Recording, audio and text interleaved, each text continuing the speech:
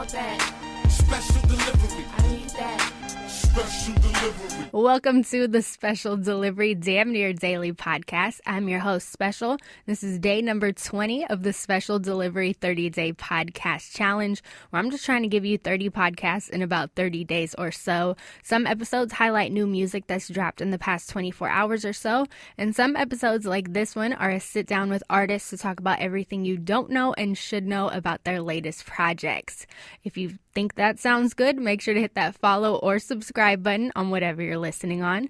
This episode is with G Perico. We talk about his latest album, To the Left, including what it was like working with Neff, Mozzy, Curren, his writing style, what's next for him, and so much more. So let's get into it. How you doing?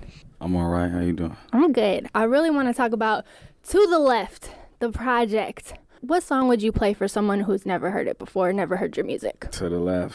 I'll probably play Go. Go. Why you choose Go? Go. Because that just pretty much, it just break down me right there when I'm going through and shit. And I think that's the most important thing about your music is you're really speaking your truth. A lot of people say they speak their truth, but like you are really saying it, whether you're talking about jail time or you're talking about just stuff that you do now, or you're talking about your connections with people, stuff like that. Like it's really your truth. And I think that's super important, and that shows on Go. So that makes sense. Let's talk about Affiliated with the Spice One sample. Affiliated? Was that something that you chose, something that Cardo chose, Polyester chose? Nah, that was Cardo and Polyester. What was it like making that one with them? I mean, shit, it's pretty simple. Like, we make so much music, so I don't even think we planned on picking it. It just came out dope as fuck, but it was simple. They did the beat, I did the lyric. Well, I had the hook, the idea, Affiliated. And shit, we finna knock that shit out. Dope. My personal favorite song is Other Side with Neff. What was it like making? Other Side? I'm all about storytelling, and I think the storytelling on that one is so good. And like we said before, that's the truth. Like if you're messing with somebody on the other side, like it can get messy, but also girls are really loyal, and she might kill her brother for you. Like it real shit. There was a truth. So what was it like working on that one? We was in the studio that day, deep as fuck. Like we made that song like around the time before my last project. Oh, that was supposed to go on the last one. I don't know why I didn't put it on there. But we was in the studio deep as fuck, shooting the shit, cracking jokes, serious shit, funny shit, everything. And just the topic came about. I think I was telling the story because I always would be like, man, get to saying some shit that happened some years ago, and because I kind of be in a lot of shit, so I get to talking shit, and it just turned into a song. And Neff did the hook, I did the verse, and shit, we killed it. Nice. And then you also had Mozzy on What's Real. What was it like working with him? Me and Mozzy got like a lot of music. Mozzy work like I like the way Mozzy work. Mm-hmm.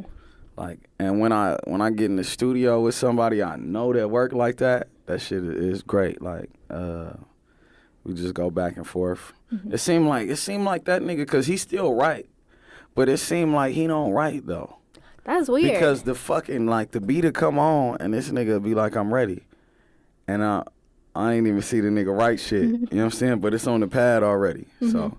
He moved fast as a motherfucker. That nigga dope. And I've heard about how, like, you've been writing for forever. There's even notebooks that you wish you still had and stuff like that. So do you still write? Do you write in your phone? Yeah. What's your writing style? Yeah, I write, like, pretty much anywhere that I can. But I try to keep a couple notebooks to the side that's filled up. But I be filling them. I got stacks of them motherfuckers right now. Yeah. I feel like that's so important. Like, the whole phone thing is cool and it's convenient, but, like, really writing it in a notebook is really what it comes down to and what people have been doing for years. And yeah, so I'm kind of out on the phone shit, and I can't really see that unless I can make the words big as fuck. Yeah. Exactly. And then another favorite, Send Her Home with Curren. What was that one like? Send Her Home. Curren, the same thing. Curren, man, that motherfucker worked fast too.